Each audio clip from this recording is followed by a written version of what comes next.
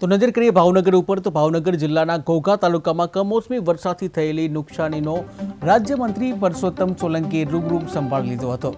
મુખ્યમંત્રીના સૂચન બાદ મંત્રીએ કોડિયાક અને હાથબ સહિતના ગામોની મુલાકાત લઈ ખેડૂતોની વ્યથા સાંભળી હતી। ખેડૂતોને થયેલી નુકસાનીના સર્વેને ઝડપથી પૂર્ણ કરવા અધિકારીઓને સ્પષ્ટ સૂચના આપવામાં આવી હતી અને જેથી ખેડૂતોને તાત્કાલિક સહાય મળી રહે। 25 તારીખથી આજ સુધી ભારે કમોસમી વરસાદ પડી રહ્યો છે, એના કારણે વ્યાપક પ્રમાણમાં નુકસાન થયું છે। મોટાભાગે નુકસાન જોઈએ તો કપાસ, ડુંગળી, મગફળી જેવા પાકોમાં વધારે નુકસાન થયું છે।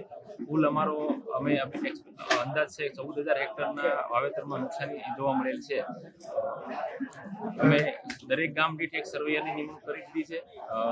દરેક ગામ દીઠ સર્વેયર ઉપર એક નોડલ કર્મચારીની નિમણૂક કરી છે અને દરેક ગામને અમે એક ક્ષેત્રમાં વહેંચ્યું છે અને ક્ષેત્રમાં એક ક્ષેત્રીય કર્મચારીને મામલતદાર, નાયબ મામલતદાર, એટીડીઓ અને વિસ્તરણ અધિકારી કક્ષાના કર્મચારીઓની નિમણૂક આપી છે અને સર્વેનું કામગીરી